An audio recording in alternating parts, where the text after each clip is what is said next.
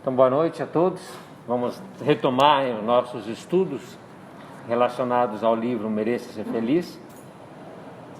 Semana passada nós não conseguimos gravar no canal do YouTube, né? Mas a palestra está disponível no Facebook. Então a gente vai iniciar hoje, retomar no capítulo, que é o nosso capítulo 12, que vai nos falar sobre a interiorização. No capítulo anterior nós falávamos sobre o desencarne, né, a morte, e foi muito interessante as análises trazidas pela equipe espiritual, pelo nosso autor aqui, conduzido pelo Eurípides Barçanufo, a respeito desse sentimento, né, que deve ser desenvolvido no homem, no ser humano, com relação à sua imortalidade.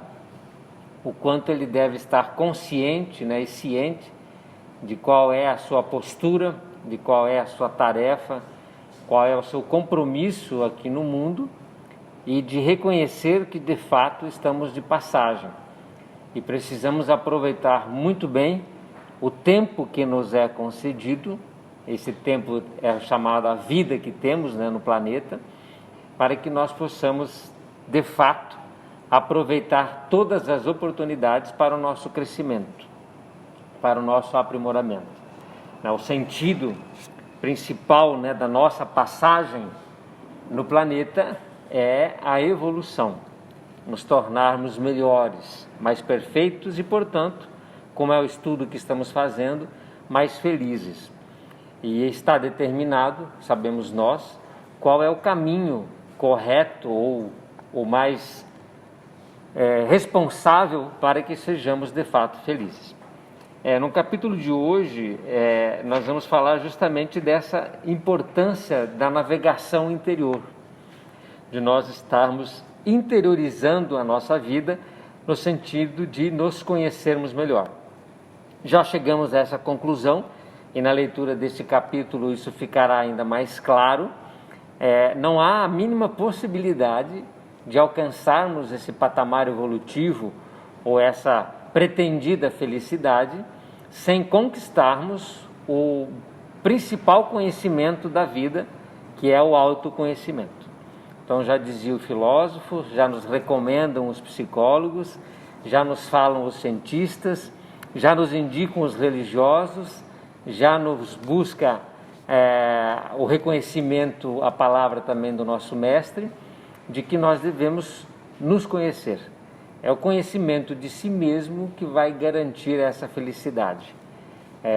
O desconhecimento traz, na verdade, para nós muita insatisfação e enormes prejuízos. E a forma que temos de fazer isso, ou uma delas, com certeza, pré-requisito, é essa interiorização. O autor começa fazendo uma comparação que é bastante interessante, quando ele diz que imaginemos que um excelente engenheiro está sendo convidado por uma empresa para fazer uma reforma na parte interna das suas dependências. Seria viável chamá-lo à porta de semelhante edificação e solicitar-lhe imediatamente um planejamento da tarefa, sem que ele conheça os mínimos detalhes que a compõem, ou seja, sem entrar dentro da edificação? Essa comparação pode ser trazida para a nossa vida íntima.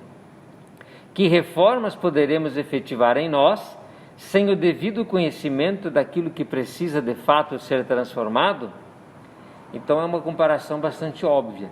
Se nós vamos reformar a nossa casa, aqueles responsáveis pela reforma precisam estar dentro dela. Precisam conhecer o seu interior para realmente verificar aquilo que pode ser reformado e aquilo que pode ser mantido.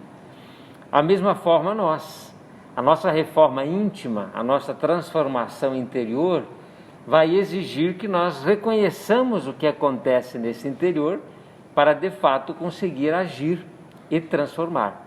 Se nós continuarmos vivendo na periferia de nós mesmos, mais voltados para o exterior do que para o interior, nós poderemos olhar para fora e identificar aquilo que pode ser mudado lá fora. Por isso que é comum a gente olhar para os outros e reconhecer que eles precisam efetivar mudanças, mas não reconhecemos em nós, né, as mudanças a serem feitas. Enxergamos o argueiro no olho do próximo e não a trave no nosso, porque a gente acaba estando sempre na periferia de nós mesmos, vivendo, como nós falamos, uma vida exterior, baseada e fundamentada nas questões exteriores, onde o ego se movimenta. Então essa interiorização ela é fundamental. Conhecer-se, então, é a primeira iniciativa a fim de estabelecermos um acordo de paz interior. É a via de acesso para chegarmos ao estágio íntimo do bom relacionamento com nossas sombras, a tal ponto de nos munirmos de condições para uma autêntica mudança. Então aqui não é muito de achismo, ou nada de achismo. A gente não pode ser amador no conhecimento interior. Nós temos que ser PhDs, nós temos que ser especialistas. Nós devemos ser a pessoa que mais se conhece e não transferir esse conhecimento para os outros, naquilo que os outros acham ou pensam que é. É claro que para nós nos avaliarmos, sempre vamos precisar, já falamos isso em outros estudos, das referências externas, dos feedbacks, dos retornos que os outros nos dão.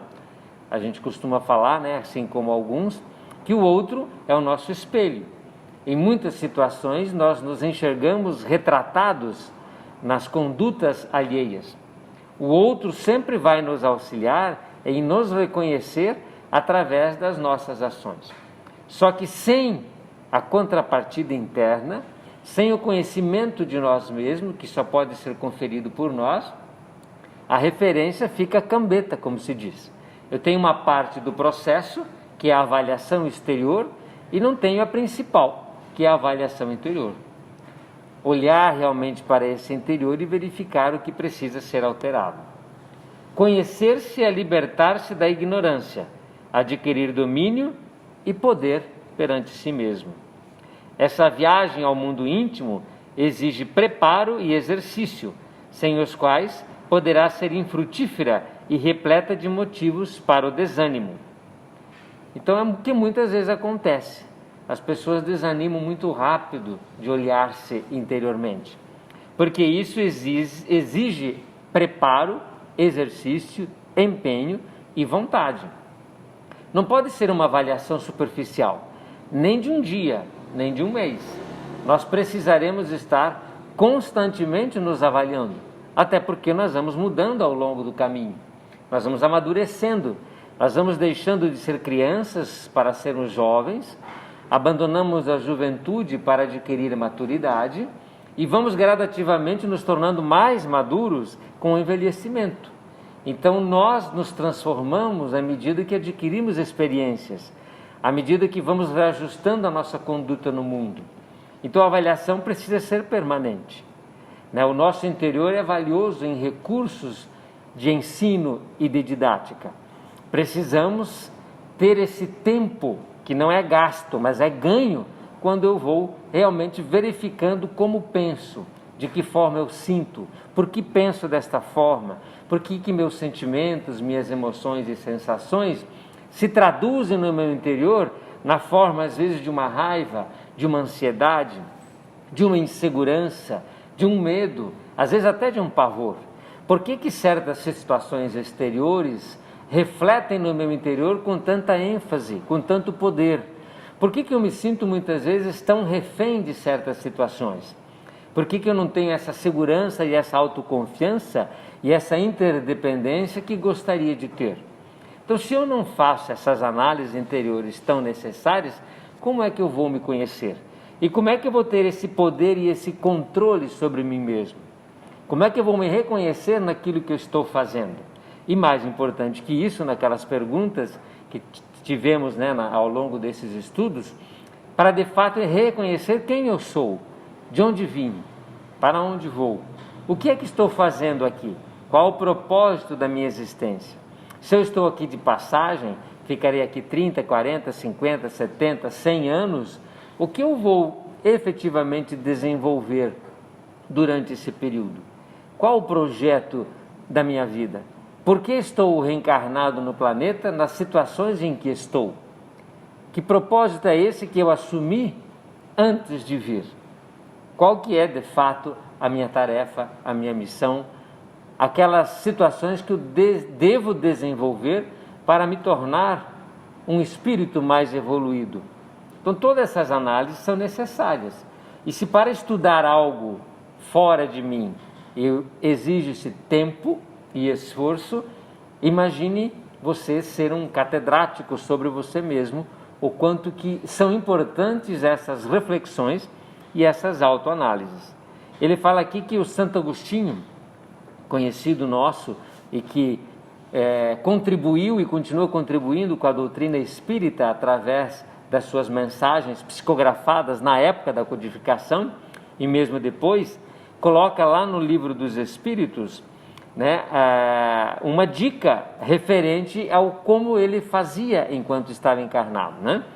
Santo Agostinho oferece-nos um roteiro de viagem seguro e eficaz. O que fazia Santo Agostinho enquanto estava na vida terrena? Um balanço diário com a assistência de Deus e do anjo da guarda. A fórmula é simples, mas essencial. É o famoso exame de consciência, não é isso? Multiplicar as perguntas sobre o objetivo de nossos procedimentos e meditar o quanto material oferece-nos a vida interpessoal para esse mistério.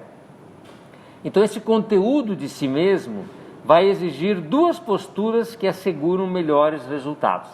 Então, Santo Agostinho fazia o exame de consciência. Fiz todo o bem que podia?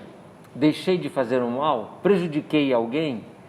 De que forma eu mantive a minha conduta durante o dia que passou, a semana que passou? Estou hoje mais seguro e confiante nas minhas resoluções? Diminuí a ansiedade? Me tornei alguém mais fraterno, respeitoso, caridoso, mais paciente, mais honesto, mais justo, mais humilde?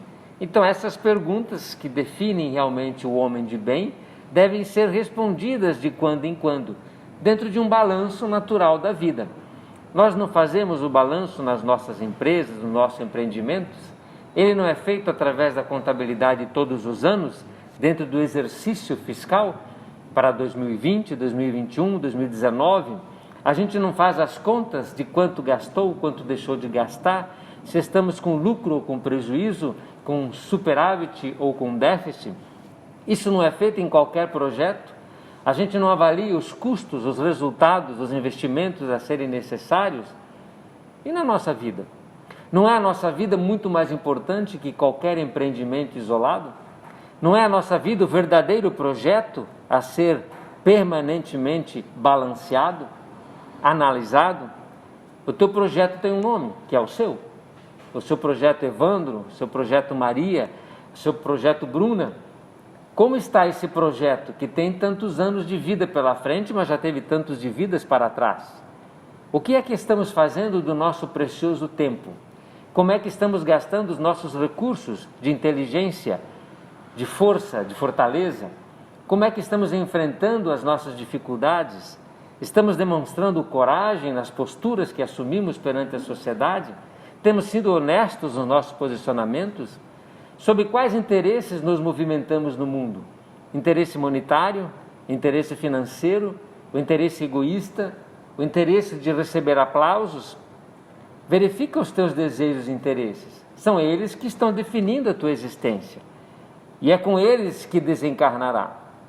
E ao estar frente a frente com o espelho da consciência, após o desencarne, você será convidado a prestar contas do que fez. Como conduziste a tua vida? Perante a própria consciência, o único tribunal assumido, você terá que responder às perguntas capitais da existência. Você já sabe quais são. Não precisa desencarnar para passar pelo juízo final. Faça-o agora. Não digo todos os dias, porque pode ser que não tenha o costume, pode ficar, vamos dizer, desgastante, mas faça semanalmente. Faça pelo menos mês a mês. Avalie as tuas condutas. Fazer o exame de consciência todos os dias é mais fácil, a princípio, porque você está com a memória fresca. Você lembra muito bem do dia que passou. Mas pode fazer isso de tempos em tempos. Mas não fique sem fazer. Não há possibilidade de autoconhecer-se sem essa análise interior detalhada de como tem se conduzido no cenário do mundo, na vida na tua presença no planeta. Então, essas duas posturas vão nos auxiliar nesse retrato íntimo. A primeira dela é a atenção plena. É a arte budista de observar-se incansavelmente, de estar permanentemente se olhando. É um hábito que deve ser desenvolvido na rotina, a fim de que o balanço noturno tenha elementos ricos para a autoanálise. Se você não prestou atenção nessa atenção plena em você mesmo, como é que você vai lembrar à noite daquilo que você fez? Você não prestou atenção em si. Então essa arte budista, essa atenção plena, é um dos pré-requisitos para a autoanálise. Isso foi falado lá atrás, quando o autor nos pede que nós coloquemos ou reposicionemos o espelho da mente para o interior. A nossa mente pode funcionar como um reflexo. Ela reflete tudo. É um espelho que vai refletindo tudo o que acontece no mundo. Se eu estou com o espelho da mente voltado para o exterior, e 99% das pessoas, em 99% do tempo, estão observando o exterior, estão com a mente voltada para fora, vai refletir os movimentos exteriores. E eu vou conseguir analisar na mente os reflexos do mundo externo, porque é onde eu estou colocando a atenção plena, naquilo que acontece fora. Fala-nos o autor que eu preciso voltar essa atenção plena para dentro. Eu tenho que pegar a mente, que é esse espelho, e de quando em quando voltar para o interior, para que ela possa refletir as movimentações íntimas, os meus pensamentos, os meus sentimentos, os meus conflitos, os meus interesses, os meus desejos, as minhas frustrações, tudo aquilo que de fato ocorre no interior. Para isso, o espelho da mente tem que estar voltado para dentro. É outra forma de falar o que ele está falando aqui, a atenção plena. Essa arte budista de observar-se permanentemente. Perceber o que estamos fazendo e como estamos fazendo. Para pessoas encharcadas de materialismo e preconceitos, o outro só tem valor na justa medida de seus interesses pessoais. As relações, nesse caso, são superficiais, perigosas e instáveis. As deficiências são atribuídas exclusivamente ao próximo, sem a suficiente disposição para uma incursão reflexiva nas próprias atitudes. São corações que vivem sob o império do narcisismo, escravos de crenças e modelos mentais de comportamento, educados para encontrar fora de si as causas para tudo o que lhes acontece, anulando quase que por completo a possibilidade do autoencontro, sempre aptos a analisar a conduta alheia. Então, grande parte das pessoas que estão encharcadas desse materialismo estão olhando para fora, estão fazendo as suas análises, seus julgamentos, são rápidos em julgar a conduta alheia. E são extremamente rápidos em transferir a responsabilidade dos próprios atos para os ombros alheios. Como nós falávamos em outras ocasiões, dentro desse estudo, por exemplo, um casal ou a família, onde a culpa é do outro. O marido acha que a esposa é incompreensiva, que não lhe compreende, que os filhos são impacientes e revoltados. Então é muito rápido em analisar as situações e, de certa forma, se sente infeliz ou insatisfeito por conta dos outros. Então a culpa não é minha, a culpa é dos outros, é da incompreensão da esposa, é da falta de atenção dos filhos, é toda uma situação externa que justifica o fato de eu estar insatisfeito. E eu não tenho atenção plena suficiente para entender que certas situações estão únicas e relacionadas à minha conduta interna. Então essas pessoas não conseguem se analisar, porque estão analisando constantemente a vida alheia. O cérebro está com a atenção plena no exterior e não está voltado para o interior. Então minhas análises reflexivas são do exterior, de um cérebro que está com informações avaliando sempre o exterior e nunca o interior. A atenção plena do budismo só é possível em criaturas que se dispõem a melhorar, que anseiam por permanente sentimento de renovação de si mesmas. A disposição de melhora, portanto, é a base dessa dinamização. Essa disposição alberga a ausência de punições, a dissolvência da culpa, a ternura consigo e os julgamentos flexíveis e versáteis. Sem isso, esse autoencontro pode tornar-se um caminho para a decepção e a insatisfação pessoal. Então eu preciso de amor, eu preciso me amar, porque se eu vou me analisar, eu tenho que ter paciência comigo, eu tenho que ter compreensão comigo mesmo, eu tenho que me respeitar, porque eu vou me deparar com situações não muito agradáveis, pois de fato eu não sou perfeito. Eu trago ainda no meu interior uma grande dose de orgulho, de egoísmo, de vaidade, de narcisismo, de personalismo. Algumas condutas em mim precisam ser melhoradas, e ao avaliar isso eu preciso ter essa versatilidade, essa flexibilidade, esse amor mesmo e respeito por mim. Por isso que eu preciso amar a mim mesmo como amo os outros e vice-versa. Sem o amor, essa atenção plena pode ser uma caça às bruxas. Eu vou ficar me culpando, me penalizando. Isso pode me trazer um desânimo muito grande. Vou acabar não me perdoando nas condutas que eu julgo que deveria ter agido de forma diferente. Então o auto-perdão tem que estar presente. Eu preciso ter essa postura para me autoavaliar, senão eu começo a criar uma culpa incessante, sem perdão, aonde eu vou ser rigoroso demais com os meus defeitos e não vou produzir nenhum efeito positivo, porque a culpa não nos melhora em nada. Uma vez que nos reconheçamos como responsáveis, vamos agir diferente e não nos culpar, e não nos punir.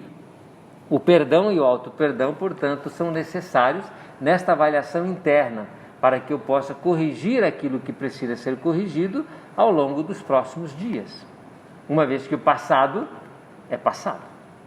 Então, como nos diz o Chico, não é isso? Muito embora não possa voltar atrás e fazer um novo começo, posso agora começar de novo, providenciando um novo fim. Essa é a postura da renovação. Renovar-se todos os dias, fazendo hoje melhor do que ontem, sem olhar para trás com culpas e perdões não concedidos. A segunda aspecto, o primeiro é essa atenção plena, o segundo é a interiorização, que é de fato o que estamos estudando. Dispor-se a melhorar não basta para o autoconhecimento.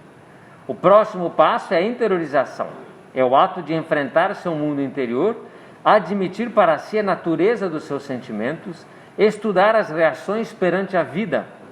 Um trabalho muitas vezes doloroso que poucos desejam realizar, vivendo em constante fuga de si mesmo.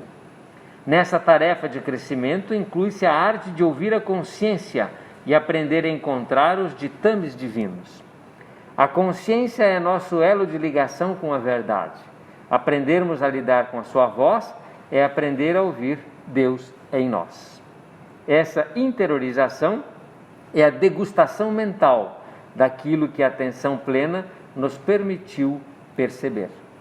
Então, uma vez que eu percebi, eu preciso degustar. Uma vez que eu encontrei, eu preciso tocar. Uma vez que eu vi, eu preciso comer. Não é assim? Não basta apenas a observação. Eu identifiquei algo, agora eu preciso agir no sentido de realmente efetivar esse conhecimento e essa consciência plena de mim mesmo.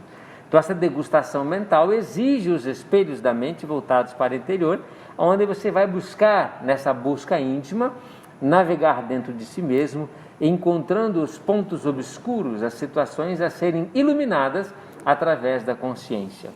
Então ouvir essa voz interior, que é a consciência, é um ato de treino. Muitos não ouvem porque estão em fuga, fogem de si mesmo, não conseguem ficar sozinhos. Se estão em casa, tem que ter música, liga o som, tem que estar permanentemente fazendo algo, porque se você aquieta, brotam do seu interior as insatisfações reprimidas, os bloqueios providenciados, as ansiedades não tratadas, as angústias não atendidas, os sentimentos não escutados. Você não se ouve, você não se atende. Amar o próximo como a si mesmo, o mais próximo é o teu corpo, é a tua personalidade. Você não é o Evandro, eu não sou o Evandro, eu preciso atendê-lo, eu preciso amá-lo, mas eu preciso conhecê-lo e preciso entender que esta personalidade não sou eu. Somos distintos. Eu tenho um corpo, mas não sou um corpo. Eu tenho uma ação no mundo que age através dessa personalidade, mas não sou essa personalidade. Eu a conduzo, eu preciso ter o controle sobre ela. Eu preciso entender quais são as suas dificuldades, quais são os seus limites, quais são as suas incapacidades. Eu preciso me conhecer. Entender que somos diferentes e atender o próximo é atender primeiro a si mesmo. Não de forma egoísta, mas de forma a traduzir na conduta da própria vida essa fraternidade que começa em você. Esse amor que brota primeiro em você. Não podemos fazer aos outros aquilo que não fazemos a nós mesmos. Ninguém dá o que não tem. Como conceder perdão ao próximo se você não se perdoa?